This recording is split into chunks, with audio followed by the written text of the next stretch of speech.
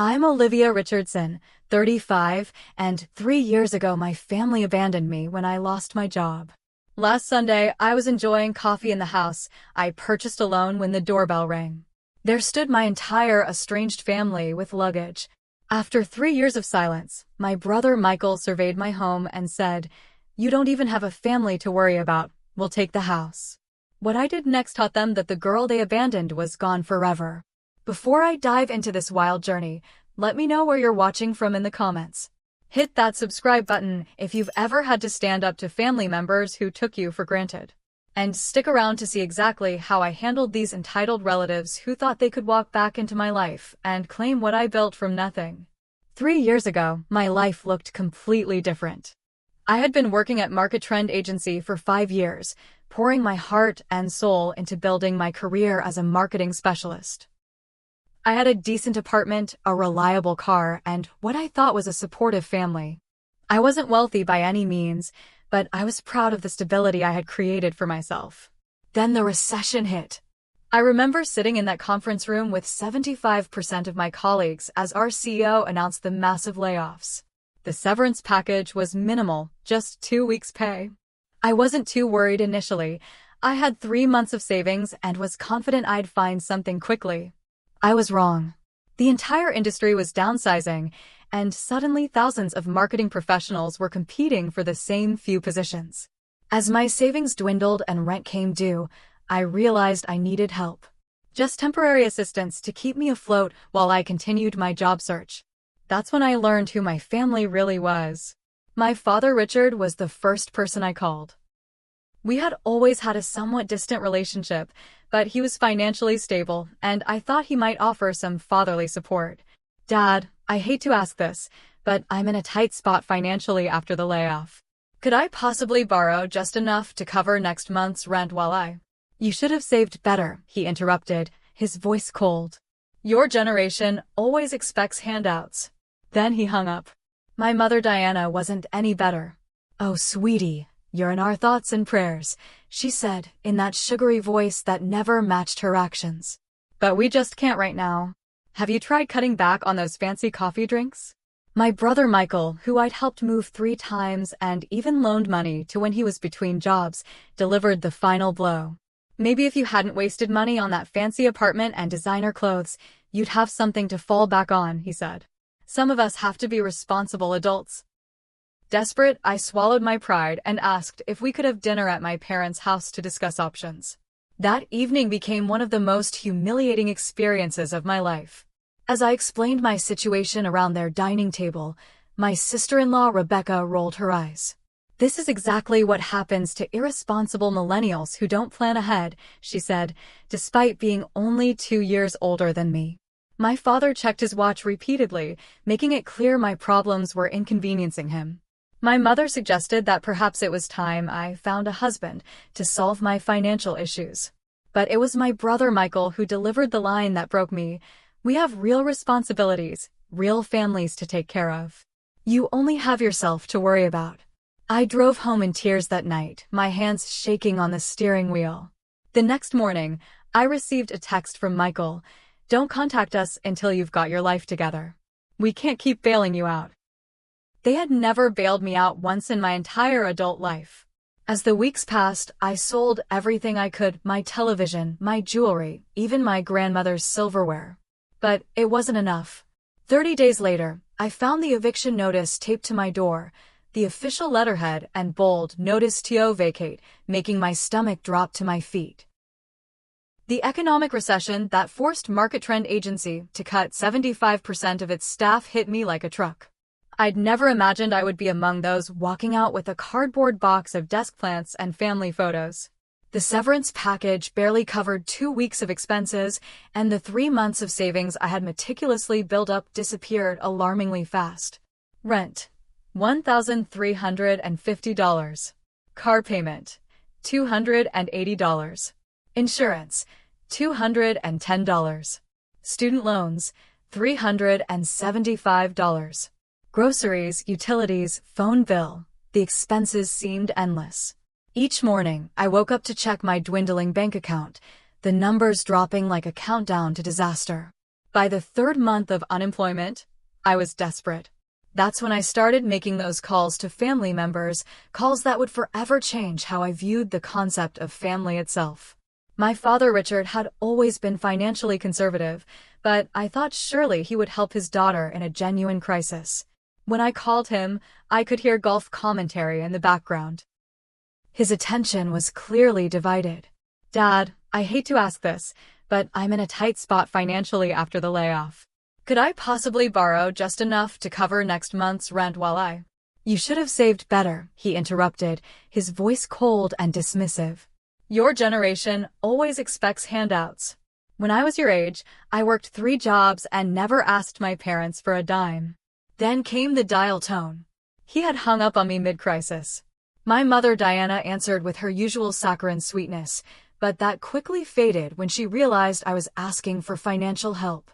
"Oh, sweetie, you're in our thoughts and prayers," she said, her voice shifting to that particular tone she used when she wanted to appear supportive without actually doing anything. "But we just renovated the kitchen, and your father's golf membership just increased its fees. Have you tried cutting back on those fancy coffee drinks and avocado toast?" I hadn't bought a coffee shop drink in weeks. I was making instant coffee at home and eating ramen noodles to stretch my dollars. My brother Michael had been in similar situations before. 3 years ago, when he was between jobs, I had loaned him $2,000 to cover his rent and car payment. He had never fully paid me back, always having some excuse about unexpected expenses with the kids. I thought surely he would remember that and return the favor. "Maybe if you hadn't wasted money on that fancy apartment and designer clothes, you'd have something to fall back on," he said, conveniently forgetting that my apartment was modest and my wardrobe came mostly from discount stores. "Some of us have to be responsible adults. I have kids to feed, Olivia." Desperate and increasingly panicked as my final dollars drained away, I swallowed my pride and asked if we could have dinner at my parents' house to discuss options. Perhaps in person, seeing my evident distress, they would find some compassion. That evening became etched in my memory as one of the most humiliating experiences of my life. My mother had prepared her usual pot roast, acting as if this were just a normal family dinner. My father poured himself a generous whiskey, but offered me only water. Michael and his wife Rebecca arrived late, their 2 children immediately running to the playroom in the basement. As we sat around the dining table, I carefully explained my situation: the massive industry layoffs, my aggressive job search with no results, the impending eviction if I couldn't make rent. "I'm not asking for a handout," I said, my voice steady despite my churning stomach. "Just a loan to keep me afloat for another month or 2 until I can secure a position. I'll pay every cent back with interest." As I spoke, my sister-in-law Rebecca rolled her eyes dramatically. "This is exactly what happens to irresponsible millennials who don't plan ahead," she said, despite being only 2 years older than me. "Michael and I always keep 6 months of expenses saved, even with the kids." I bit my tongue, knowing that Michael's parents had given them the down payment for their house as a wedding gift, an advantage I never received. My father checked his watch repeatedly during my explanation, making it clear my problems were inconveniencing his evening routine. "The job market is tough right now," he said, not meeting my eyes. "But everyone goes through hard times. It builds character." My mother reached across to pat my hand, her diamond tennis bracelet catching the light. "Perhaps it's time you considered finding a husband, dear. A woman your age should have that security. What about that nice accountant from your old company? Is he single?" But it was my brother Michael who delivered the line that broke me. After I mentioned that I was considering moving to a cheaper city if necessary, he scoffed. "We have real responsibilities, real families to take care of," he said, emphasizing the word real, as if my life were somehow fictional. "You only have yourself to worry about. No kids, no husband. You should be thanking your stars you're not in our position." The rest of the dinner passed in a blur. I don't remember what I said or if I even finished my food. I do remember driving home in tears, my hands shaking so badly on the steering wheel that I had to pull over twice to compose myself. The next morning, I received a text from Michael that would be the final communication from my family for a very long time. "Don't contact us until you've got your life together. We can't keep bailing you out." It's embarrassing for everyone. They had never bailed me out once in my entire adult life. Not once. As the final days in my apartment ticked by, I sold everything I could possibly part with: my television, my jewelry, even the silverware my grandmother had left me. I held garage sales on weekends and listed items on every online marketplace. But it wasn't enough. Between my dwindling resources and the complete absence of family support, I couldn't gather enough for another month's rent. 30 days after that disastrous family dinner, I found the eviction notice taped to my door, the official letterhead and bold "Notice to vacate," making my stomach drop to my feet. I had 72 hours to leave the place I had called home for the past 4 years. Living in your car is something you think happens to other people until suddenly it's happening to you. After the eviction, I packed what remained of my possessions into my Toyota Corolla, some clothes, toiletries, my laptop, and a few sentimental items I couldn't bear to sell.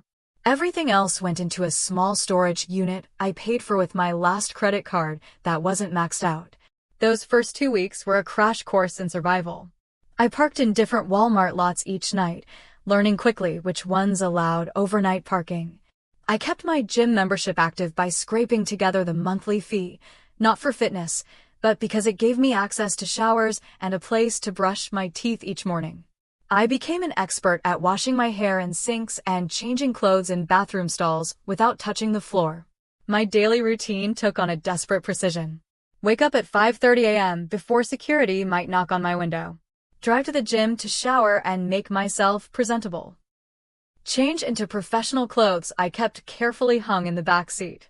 Then to the library when it opened at 9 a.m., where I could use free Wi-Fi to send out job applications, at least 15 each day, sometimes more.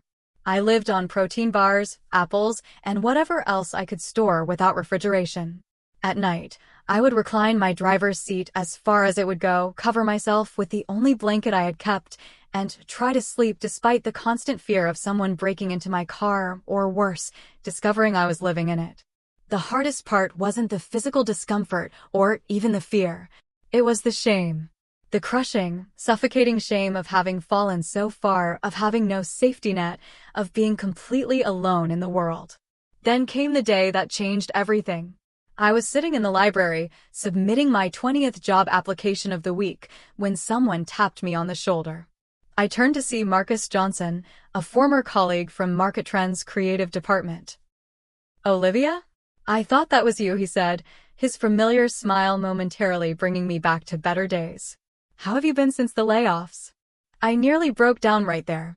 After weeks of putting on a brave face, of pretending to recruiters that I was calling from my home office rather than a library corner, having someone from my old life recognize me was almost too much. "I've been better," I admitted, trying to keep my voice steady. "Still looking for the right opportunity." Marcus pulled up a chair, ignoring the librarian's disapproving glance. "Listen, I've started a small marketing consultancy. It's nothing fancy yet, just me and 2 other ex-Market Trend people. We could use someone with your skills, but I have to be honest, we can't match your old salary. Not even close." I wanted to laugh. Any salary would be better than my current income of 0. "I'd love to hear more," I said, trying not to sound too desperate. "Maybe we could grab coffee?" We moved to a nearby coffee shop, where Marcus explained his fledgling business. The position he offered was part-time initially, with flexible hours and modest pay.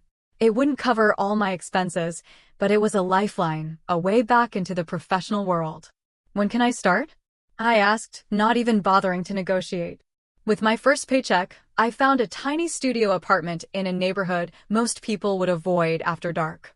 The building had questionable security, occasional hot water, and neighbors who seemed to either fight or party all night.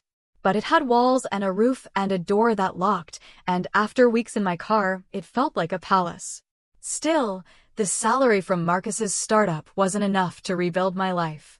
I needed more income, so I applied for an evening position at a bar called the Rusty Nail, despite having no previous bartending experience.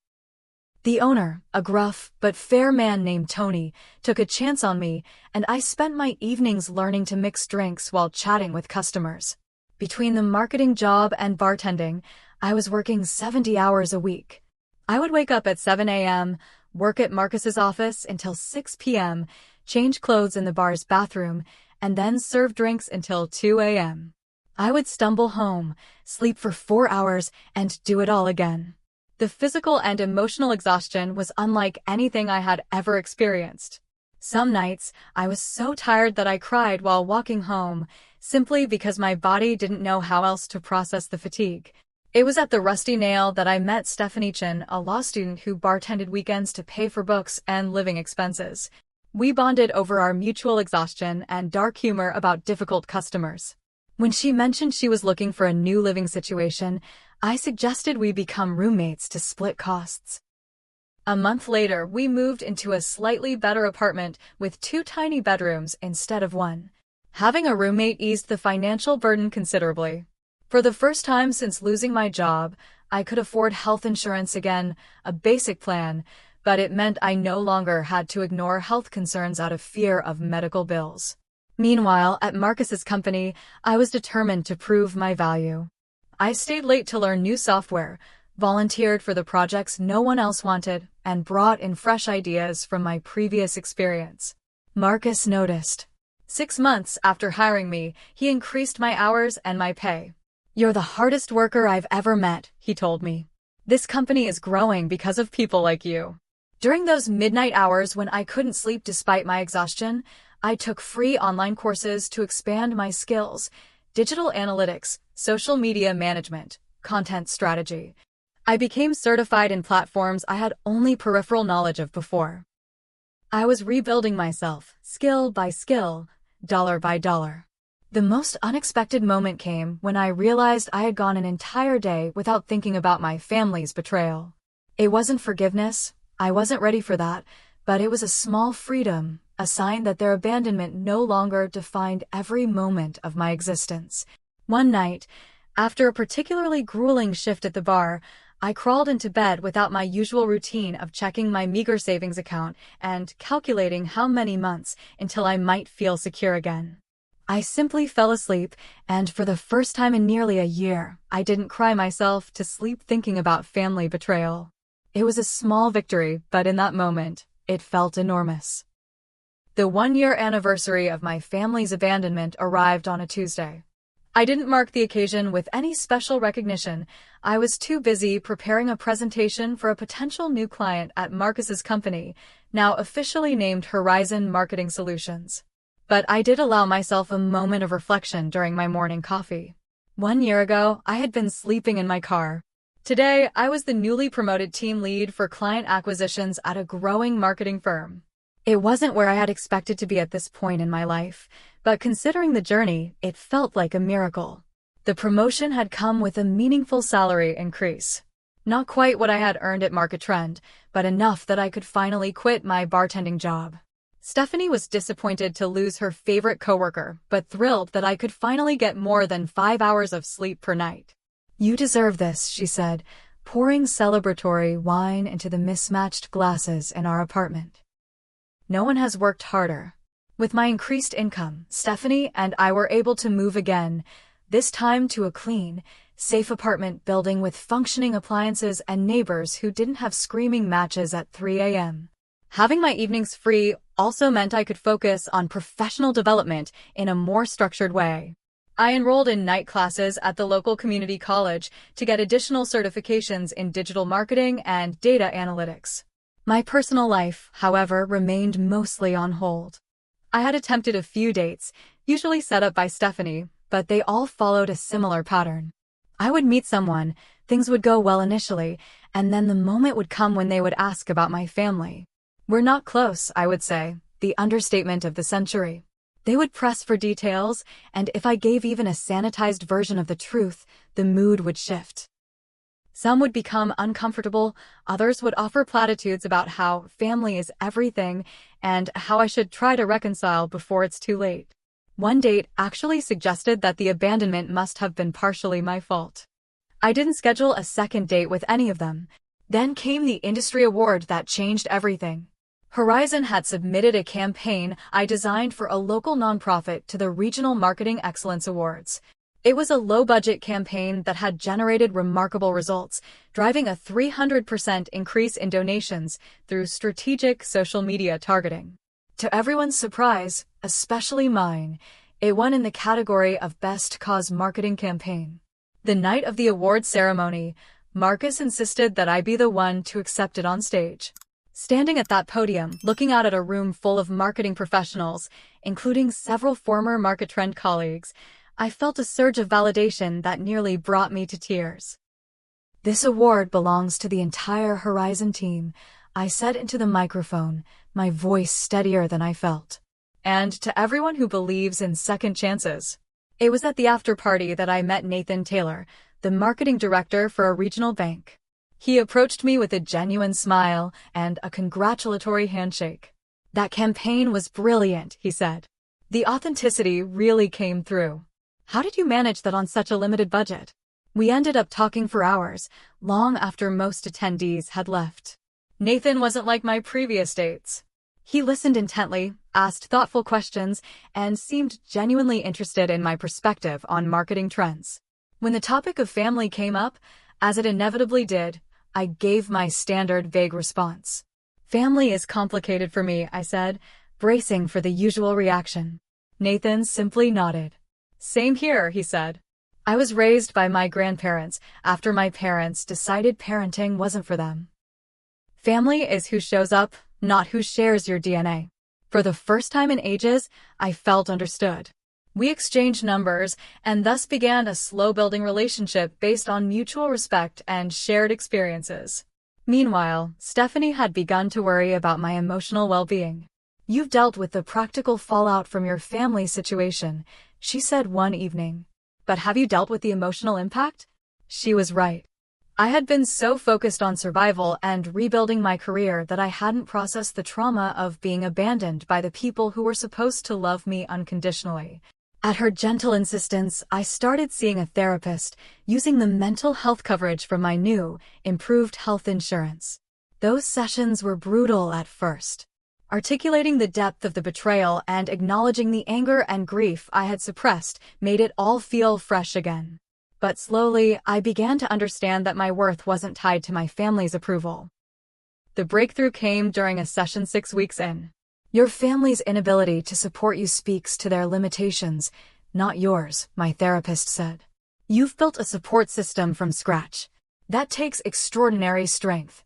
As the 2-year mark approached, Horizon Marketing Solutions had grown to a team of 15 people, and I had been promoted to senior management with another substantial raise. Marcus had become not just a boss, but a mentor and friend. The client list had expanded to include several major regional businesses, and we had moved to larger offices downtown. With my financial situation finally stable, I began to consider something that had seemed impossible during those dark days in my car: buying a home. The thought of having a space that was truly mine, that couldn't be taken away by an eviction notice, was powerfully appealing. The house hunting process was an emotional roller coaster. The first property I toured had serious foundation issues hidden beneath fresh paint. The second was in a neighborhood with a skyrocketing crime rate. The third was perfect, but got snapped up with a cash offer before I could even submit my bid. There were moments of disappointment so acute that I questioned whether I was ready for the step. But then I found it, a modest 3-bedroom house in a quiet suburb. It needed some cosmetic updates, but was structurally sound with a yard, just big enough for a garden. The moment I walked in, I could envision my future there. The mortgage approval process was nerve-wracking. Despite my improved credit score and stable income, the loan officer raised eyebrows at my recent financial history. But ultimately, the numbers spoke for themselves. I had rebuilt my financial life through sheer determination. Signing those mortgage papers alone was one of the proudest moments of my life. The notary passed me document after document, each requiring my signature to make this house officially mine. No cosigner, no family loan, no gift money for the down payment. Just me, my savings, and the career I had rebuilt from the ashes. Moving day arrived with unexpected emotional intensity. Stephanie took the day off to help, as did Nathan. Marcus showed up with 3 other colleagues and a truck he had rented himself. My chosen family carried furniture, unpacked boxes, and christened my new home with takeout pizza and cheap champagne on the living room floor.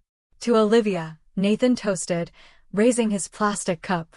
Who proves that the only person you need to believe in you is yourself. 2 weeks later, I hosted a proper housewarming party. The house was far from fully furnished.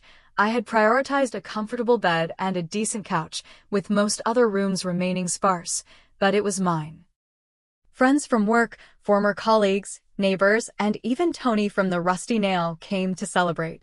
Throughout all of this, my biological family remained silent. I knew from occasional social media glimpses that they were aware of my professional success. My mother had liked a post about my industry award, but no one had reached out. And strangely, I was okay with that.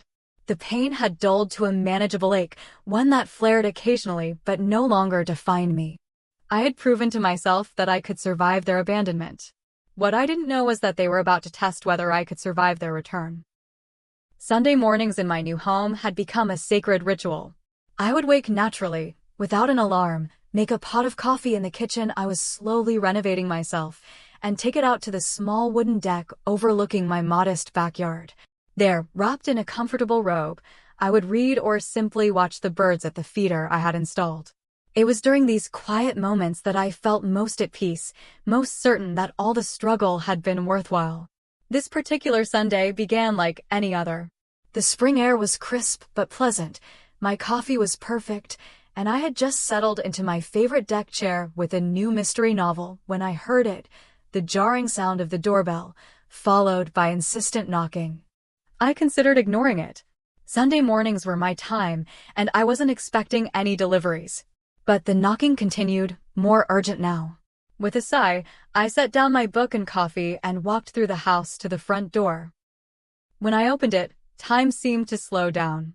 There, clustered on my front porch like an awkward family portrait, stood the people who had abandoned me in my darkest hour: my father Richard, mother Diana, brother Michael, his wife Rebecca, and their 2 children, Emma and Jacob, now 7 and 5. They were surrounded by suitcases and duffel bags as if prepared for an extended stay. Surprise! My mother exclaimed with excessive enthusiasm, her arms outstretched for a hug I didn't step forward to receive. Oh my goodness, look at you. You look tired, dear. Are you getting enough sleep? My father, already peering past me into the house, nodded curtly. Nice neighborhood. Quiet. Good investment. Michael nudged his children forward. Kids, say hello to your Aunt Olivia. You remember her, right? Emma looked up with a practiced smile, while Jacob simply stared, clearly having no memory of me at all. Rebecca stood slightly behind them, her phone already out and taking photos of my front porch and the open door revealing my living room. Such a charming little place, she said, emphasizing little in a way that made it sound like an insult. Very cozy. I remained frozen in the doorway, my brain struggling to process this invasion.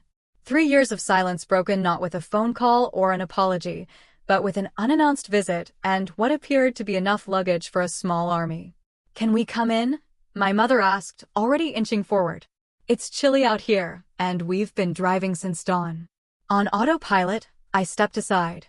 They filed past me, my father immediately beginning a slow circuit of my living room, examining the crown molding and tapping on walls as if checking for structural issues.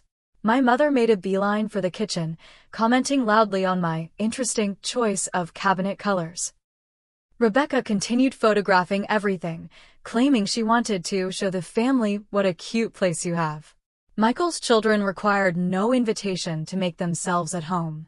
They ran through the house, opening doors, touching everything from my bookshelves to my laptop, their footsteps thundering up the stairs to explore the bedrooms. Jacob, Emma, be careful up there. Rebecca called half-heartedly, making no actual move to supervise them. I followed the children upstairs, alarmed at how quickly they had disappeared into my private spaces.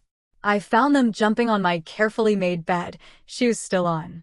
Please don't do that, I said, trying to keep my voice calm and authoritative. That's my bed. Mommy says this is going to be our room, Emma announced, continuing to bounce. I get the big bed because I'm older. Jacob has to sleep on a mattress on the floor. Before I could process that statement, I heard Jacob in the spare bedroom, which I had set up as a home office. "This is gonna be my playroom," he shouted, already pulling books from the small bookshelf. I guided them both downstairs, where the adults had assembled in my living room. My mother had made herself at home on my couch, my father had helped himself to coffee from my pot, and Michael was examining the framed certificate of my marketing award on the wall. "Marketing, huh?" he said, as if we were having a casual catch-up after a brief separation. "Always knew you'd stick with that. Paying the bills, okay? Why are you here?" I finally managed to ask, the question coming out more bluntly than I had intended. There was an awkward pause before my mother jumped in with forced cheerfulness. "Can't family visit family? We've missed you, sweetie. And when we saw those posts about your new house, we just had to come see it for ourselves." After 3 years of no contact, I pressed. Another uncomfortable silence fell. Rebecca broke it by standing up and announcing she would help with lunch, proceeding to open my refrigerator without permission and begin cataloging its contents aloud. "You don't have much food for guests," she called from the kitchen. "Just some vegetables and yogurt. Don't you keep any snacks for the kids?" Michael cleared his throat. "Look, Olivia, we've had some financial setbacks recently." My father jumped in. "The market hasn't been kind to my investments. The retirement fund took a hit." He said this as if it explained everything about their sudden appearance. My mother reached for my hand, which I subtly moved away. "We've all been under so much stress lately. Michael's situation especially has been difficult." Michael looked uncomfortable but continued. "I lost my job about 6 months ago. The company downsized." The irony of this statement seemed completely lost on him. "We've been getting by on savings and Rebecca's part-time work, but we had to give notice on our apartment," Rebecca added, returning from the kitchen. "The landlord raised the rent again, and with Michael's job situation." Emma, who had been exploring the living room, piped up.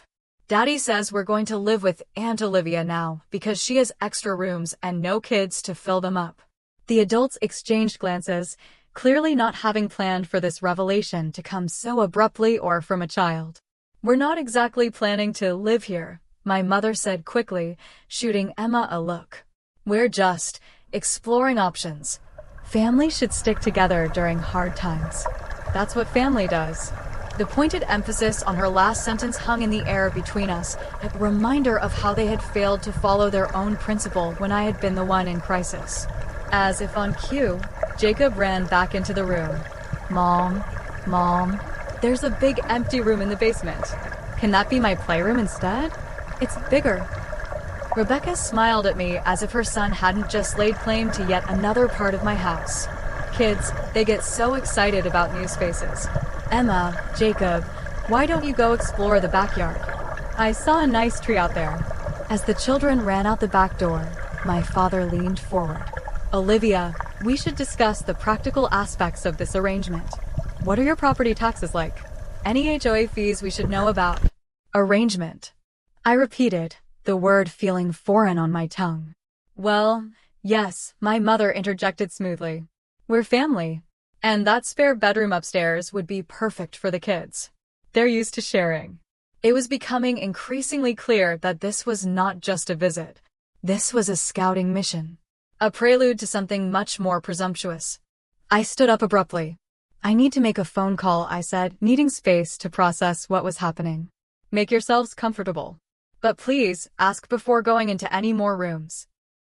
As I stepped onto the front porch and closed the door behind me, I could hear Rebecca already discussing how she would rearrange my living room furniture to make it more family-friendly.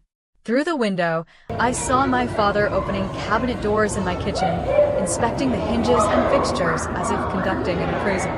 I took a deep breath of the spring air, now notably chillier than it had been during my peaceful morning routine that seemed to have occurred a lifetime ago. My family, the people who had left me to sleep in my car, had arrived unannounced on my doorstep with luggage and expectations. And somehow, I was the one who felt like an intruder in my own home. By late afternoon, it became clear that my family had no intention of leaving. My mother had commandeered my kitchen, critiquing my limited pantry while preparing a dinner I hadn't invited them to stay for. My father had discovered my thermostat and adjusted it to his preference, commenting on my wasteful energy settings. The children had tracked mud through the living room, and Rebecca had moved several of my decorative items to safer locations away from little hands. My phone buzzed with a text from Nathan. "Still on for dinner tonight? Looking forward to trying that new Italian place." I had completely forgotten our dinner plans. Quickly, I texted back, "Family situation. Can you come here instead? I need backup." His response was immediate. "On my way. Need me to bring anything?" "Just your presence," I replied, feeling a wave of gratitude for his understanding. When Nathan arrived an hour later, the tension in the house was thick enough to cut with a knife. I introduced him to everyone, watching as my mother's eyes lit up at the prospect of me having a boyfriend, while my father immediately began questioning him about his career and financial prospects. "Banking, is it?" "Good, stable industry," my father said, giving Nathan a once-over. "401k matching?" "Homeowner." Nathan handled the interrogation with grace, answering politely while keeping a protective stance near me. When my mother announced that dinner was ready, we all awkwardly filed into my dining room, where she had set the table with my dishes arranged in a way I never would have chosen. The children were placed at the table with us, despite my dining set only having 6 chairs, meaning I had to retrieve a folding chair from the basement for myself. Rebecca spent the first 10 minutes of the meal taking photos of the food for her Instagram, while my father complained that the chicken was too dry. It was Michael who finally brought the true purpose of their visit into the open. As we were finishing the main course, he cleared his throat importantly. "So, Olivia, we've actually given notice on our apartment," he announced, as if this were a perfectly normal dinner conversation. "The landlord's giving us 2 weeks to vacate." I set down my fork. "I'm sorry to hear that. Have you found a new place?" An uncomfortable silence fell over the table.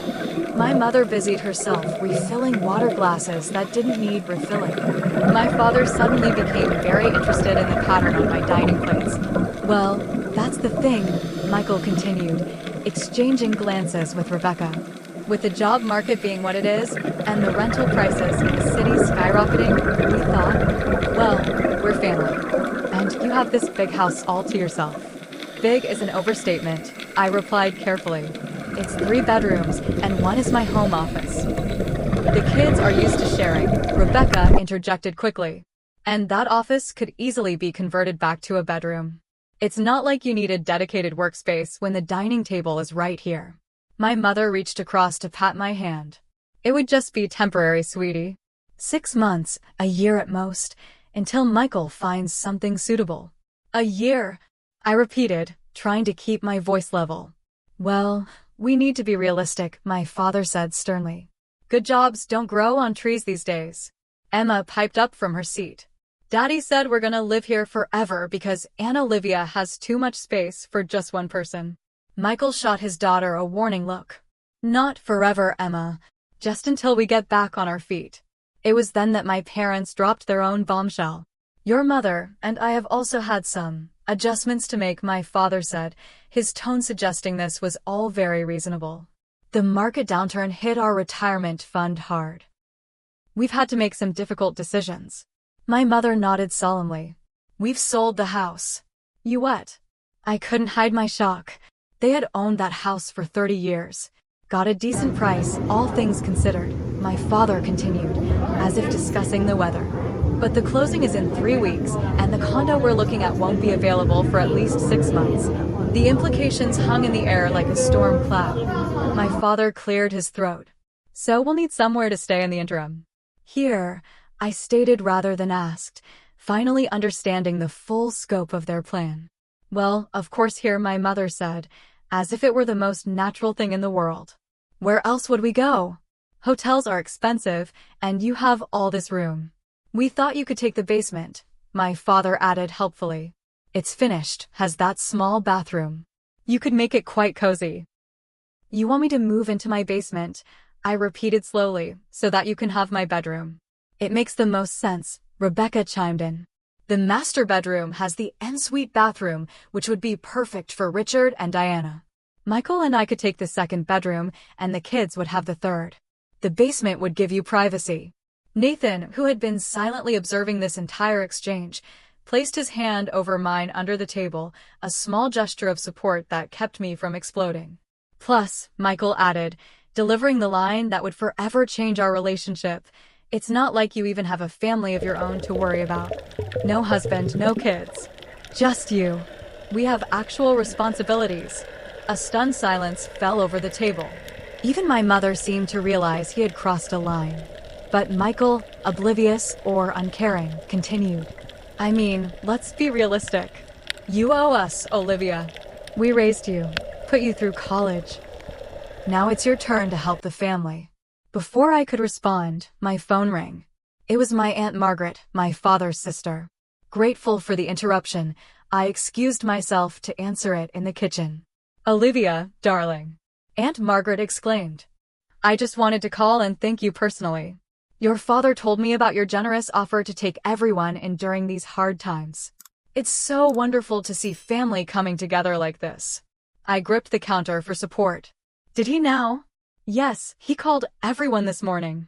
We're all so proud of you for stepping up." I told Cousin Jeffrey, and he said it restored his faith in the younger generation. "Oh, we're planning a family reunion this summer. Now that everyone's in one place, it would be the perfect opportunity. Your house has a big backyard, right?" I ended the call as politely as I could and returned to the dining room, where the conversation had moved on to which of my furniture pieces should be put in storage to make room for theirs. "The sofa will have to go," Rebecca was saying. "It's not really child-friendly, and our sectional is much more practical for family gatherings." My mother nodded. "And that dining set only seats 6. We'll need something larger." "We can bring our king bed," my father added. "Much better than that queen you have upstairs." I stood in the doorway, watching this bizarre scene unfold in my home, these people who had abandoned me now planning to displace me from the life I had built without them. They were speaking about my home, the home I had purchased with money I earned through countless hours of hard work after they left me to sleep in my car, as if it were communal property. Michael noticed me standing there and smiled, misinterpreting my silence as acquiescence. "Oh, and we'll need copies of your house keys. We're planning to start moving some things in tomorrow while you're at work." I felt Nathan's hand slip into mine, grounding me as the room seemed to spin. My family, the people who should have been my safety net, but instead had let me fall, were now assuming they could claim the life raft I had built for myself. And the most shocking part? They saw absolutely nothing wrong with this. In their minds, this was simply how family worked, taking what they needed when they needed it, regardless of past behavior or current boundaries. They expected me to give up my home, my privacy, my independence, everything I had fought so hard to rebuild, because family comes first. The same family that had told me not to contact them until I got my life together now wanted to move into the life I had created without them. The audacity was breathtaking. "I need some time to process all this," I said finally, my voice calmer than I felt. "It's getting late, and this is a lot to take in. Perhaps you should check into a hotel for tonight, and we can discuss it further tomorrow." My mother looked affronted. "A hotel? But we've been driving all day.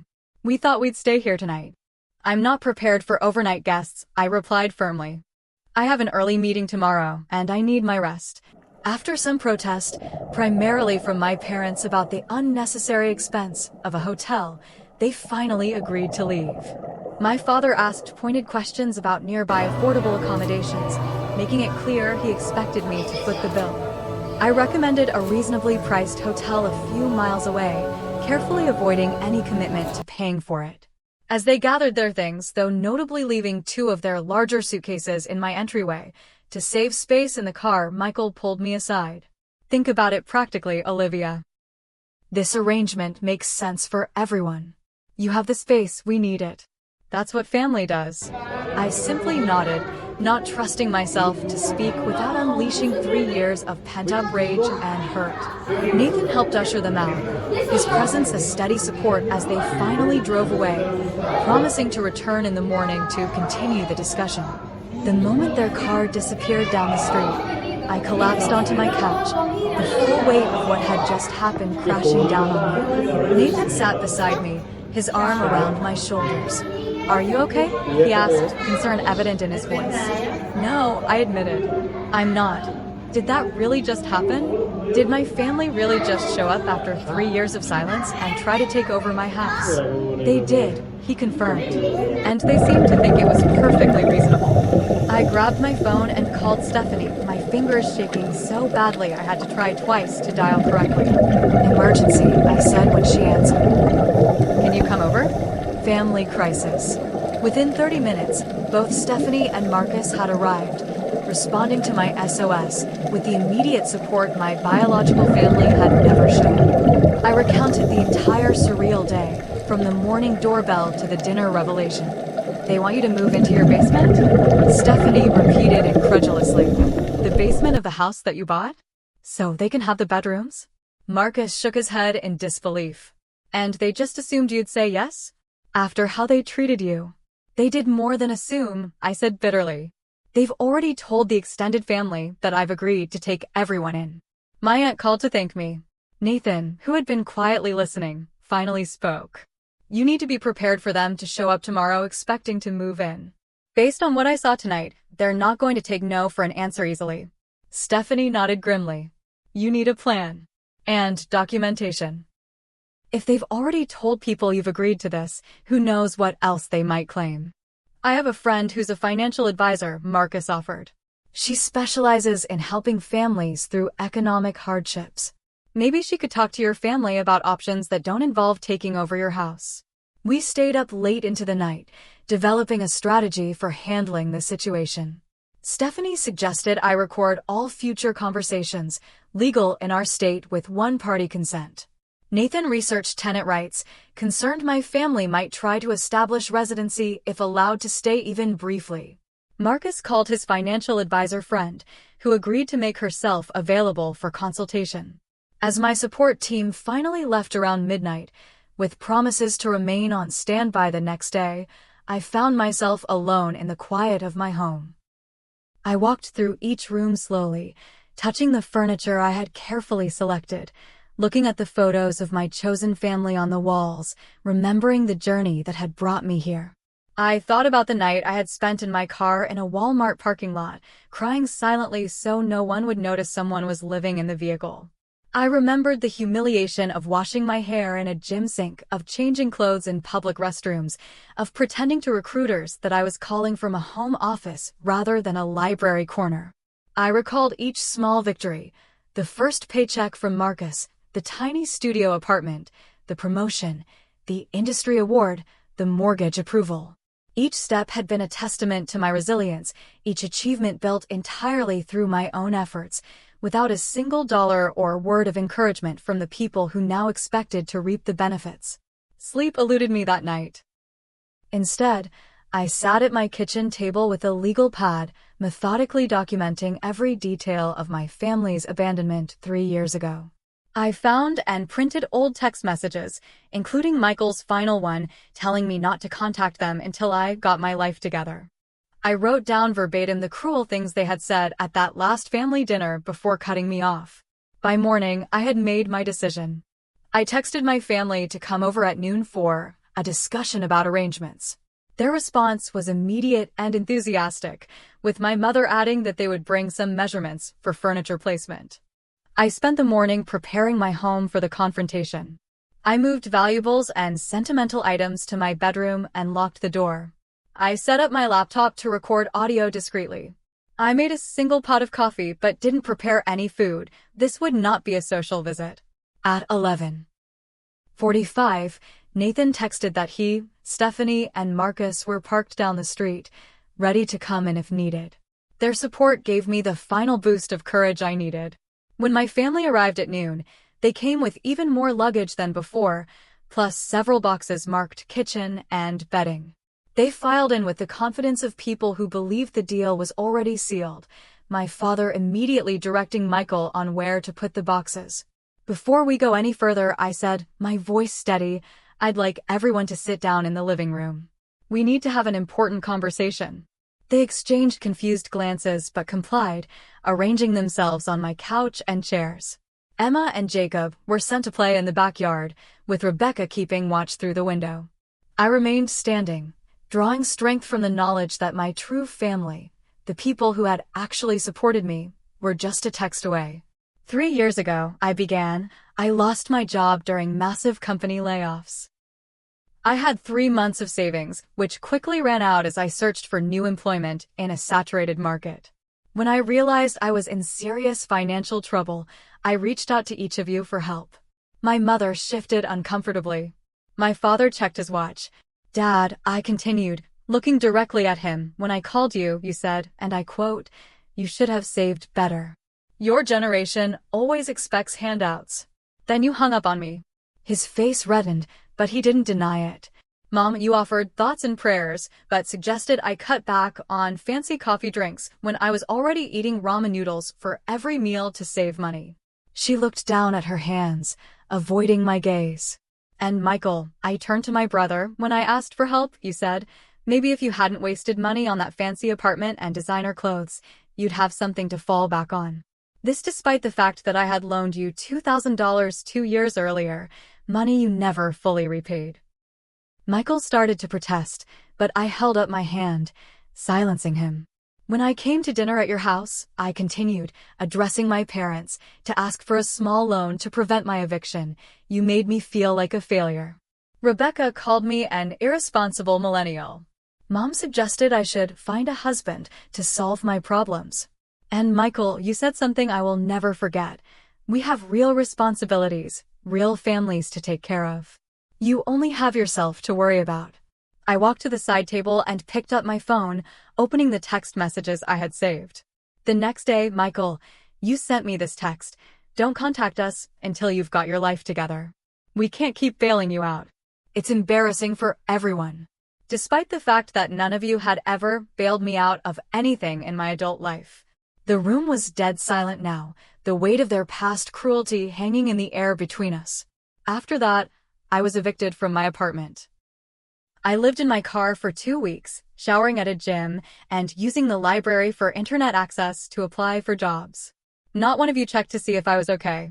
Not one of you offered a couch to sleep on or even a meal. My mother's eyes had filled with tears, but I couldn't tell if they were from genuine remorse or from being confronted with her actions. I rebuilt my life without any help from my family. I worked 2 jobs, often 70 hours a week. I took night classes to improve my skills. I saved every penny until I could afford this house. And now, after 3 years of silence, you show up on my doorstep expecting to move in? Expecting me to give up my bedroom and move into the basement of my own home. My father cleared his throat.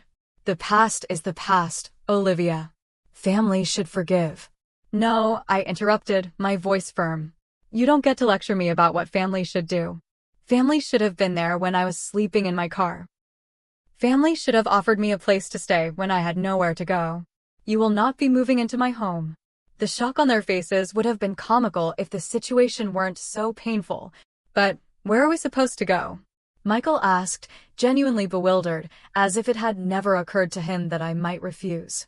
I've arranged for you to meet with a financial advisor, I said, handing him Marcus's friend's business card. She specializes in helping families through economic hardships and can discuss options like loan modifications, rental assistance programs, and employment resources. My father stood up, his face flushed with anger. This is how you treat your family? After all we've done for you? This is the most selfish thing I've ever witnessed. I met his gaze steadily. No, Dad. The most selfish thing I've ever witnessed was when my family abandoned me at my lowest point and then expected me to welcome them with open arms when they needed something from me. My mother was openly crying now. But we're family, she said, as if those words alone should erase everything that had happened. Family, I replied carefully, is more than blood. Family is who shows up when you need them most. And I've built a family of my own, people who support me, who value me, who would never leave me to sleep in my car and then expect to claim my home. As if on cue, there was a knock at the door. I opened it to reveal Nathan, Stephanie, and Marcus, right on time as planned. These are the people who helped me when you wouldn't, I said, as they filed in to stand beside me. The people who celebrated my successes instead of only showing up to benefit from them. They are my family now. Michael's face contorted with anger. You'll regret this. I'll make sure everyone in the extended family knows how you turned your back on us. Feel free to tell them everything, I replied calmly. Make sure you include the part where you abandoned me when I lost my job, and how you expected me to give up my home to the same people who left me homeless. I walked to the entryway and picked up the house key I had spotted on my father's keyring earlier, the emergency key I had given my mother years ago. I'll need this back, I said, holding out my hand. After a moment's hesitation, my father removed it from his keyring and dropped it into my palm. Now, I concluded, I'd appreciate it if you would gather your things and leave my property. You're welcome to take the financial advisor's information, but your housing crisis is not my responsibility to solve. The next half hour was tense and awkward as they collected their boxes and suitcases, my father muttering about ungrateful children, while my mother alternated between tearful pleas and guilt-inducing sighs. Michael refused to speak to me at all, directing his children to the car with stony silence. Rebecca, perhaps the most pragmatic of the group, quietly took the financial advisor's card when the others weren't looking. As they finally drove away, Stephanie put her arm around my shoulders.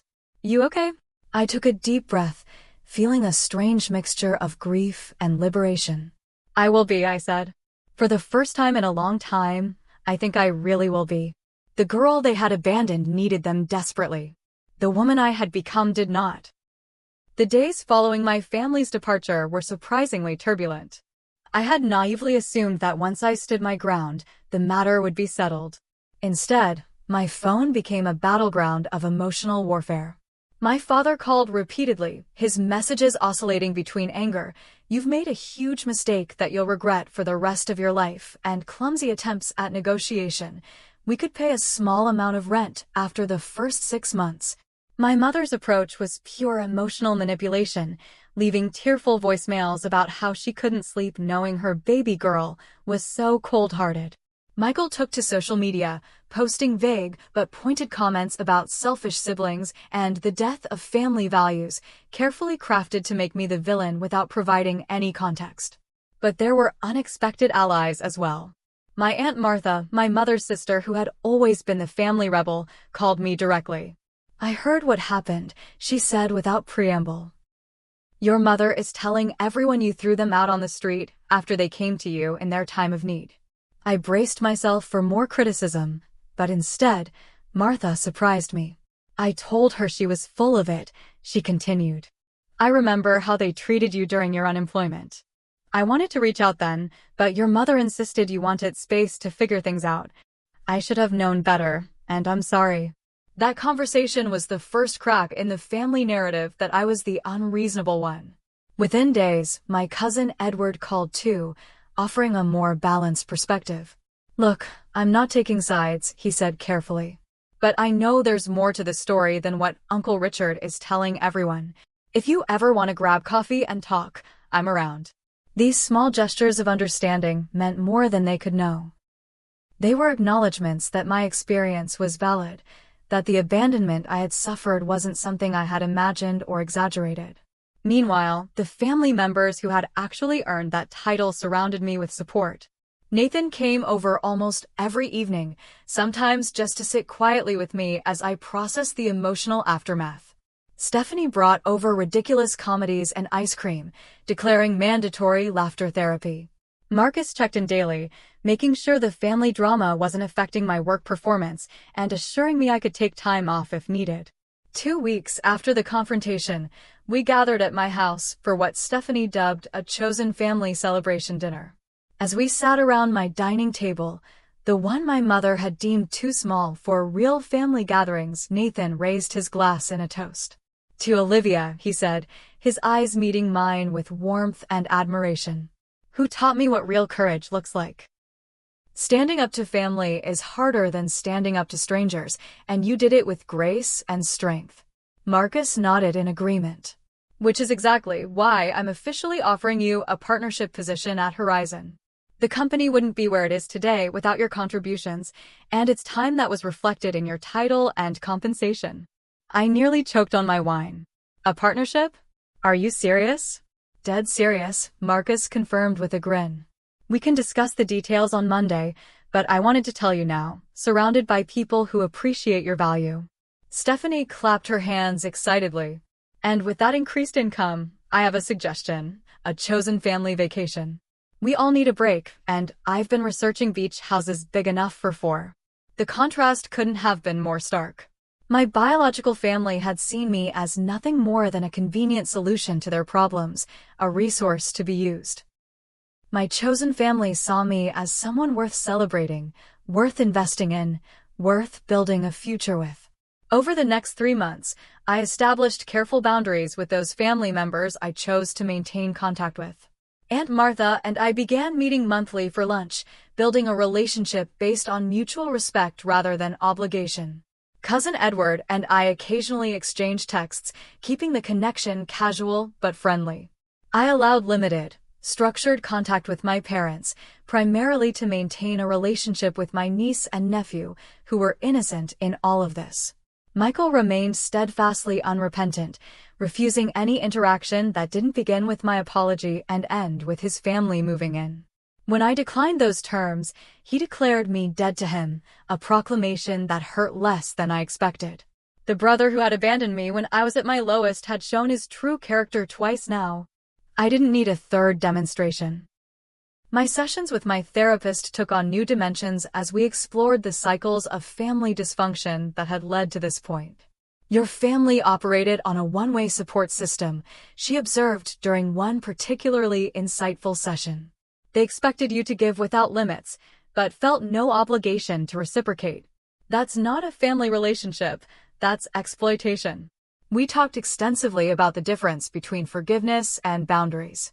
You can forgive someone for past behavior without allowing them to continue the same patterns, she explained.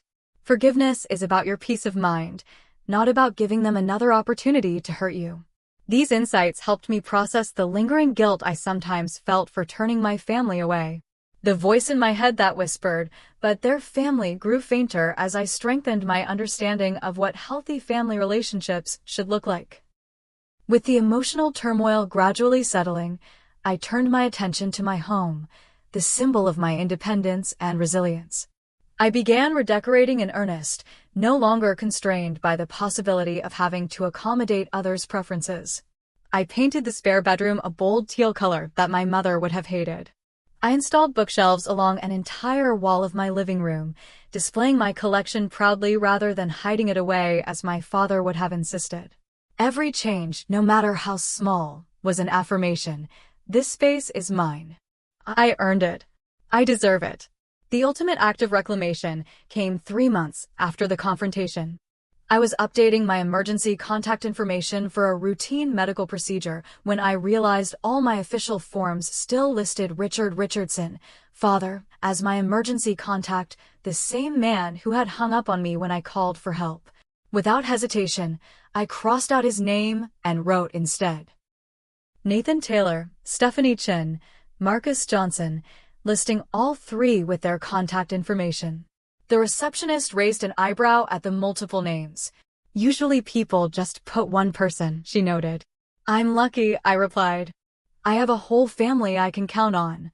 As I drove home that day, I reflected on the journey that had brought me here.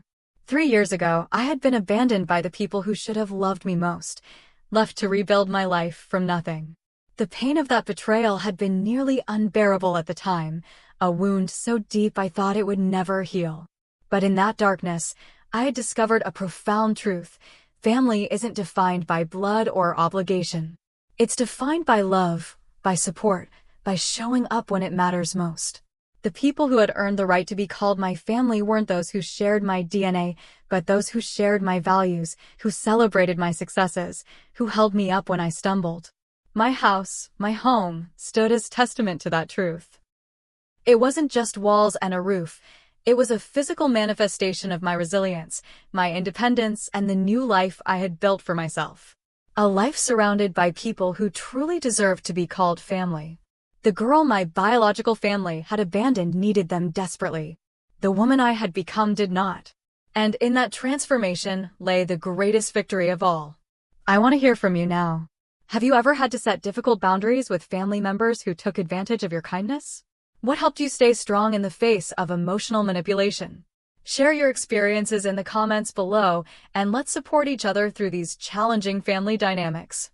If this story resonated with you, please hit the like button and subscribe to my channel for more authentic conversations about family, boundaries, and personal growth. And if you know someone who might need to hear this message of empowerment, share this video with them. Remember, you deserve to be surrounded by people who value and respect you. Sometimes the family we choose is more powerful than the family we're born into. Thank you for being part of my journey, and I wish you strength and clarity in your own.